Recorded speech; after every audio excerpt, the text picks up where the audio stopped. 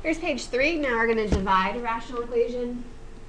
Whenever you're dividing a fraction, you're really multiplying by the reciprocal of the second fraction. So our steps say, multiply the first expression by the reciprocal of the second expression.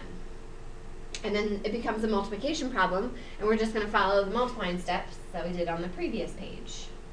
So whenever you see a division sign in your problem, you're going to remember these words: keep, change, flip. Keep the first fraction the same. The sign changes from division to multiplication, and you're going to flip the second expression. So in this first example, we see the division symbol here.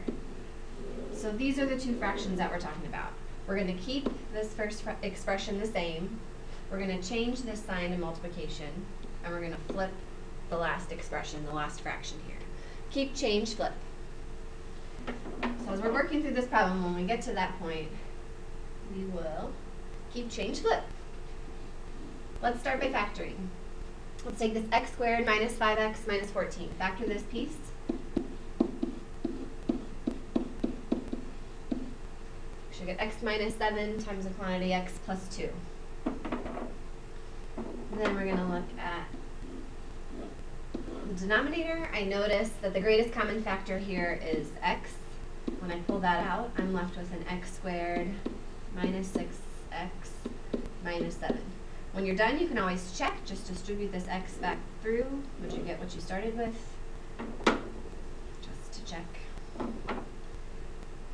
This next expression, we want to treat that as x squared minus 4x minus 5 all over 1. So then we just keep it on the same level. So when I take this x squared minus 4x minus 5 and factor it, these two factors will go in the numerator, and in the denominator I have a 1.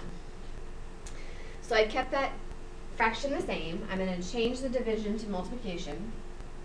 Then I'm going to flip this fraction over. So my 2x is going to go in the numerator, and in the denominator I'm going to factor out this x squared plus x minus 30. So for factors of negative 30 that add up to 1.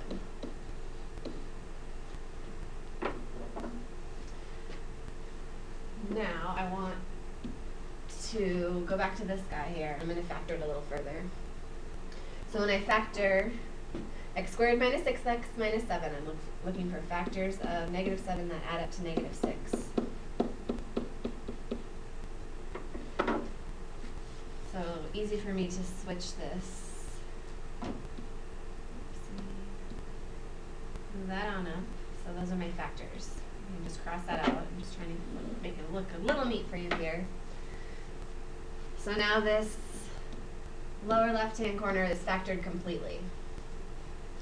Since we're multiplying these three fractions together, we can extend our fraction bar and start to cancel. What can go? I see 2x plus 7s. You try.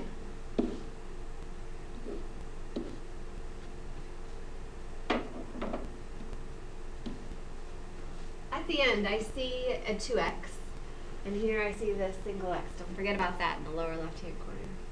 So those x's can go. The x's go, but I still have this 2. Don't forget about this 2.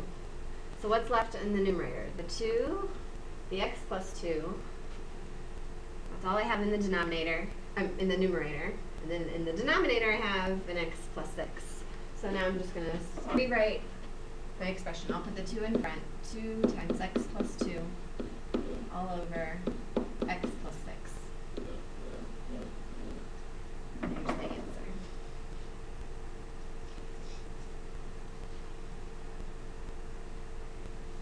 Example 2. This, on this page, is a complex fraction. So we see a fraction within a fraction.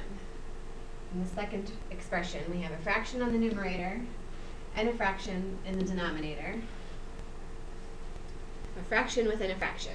So this is really telling us to take the first part, x plus 2 over x plus 5, multiply it by x squared over x plus 2, and divide it by this denominator, x plus 1 over x plus 5.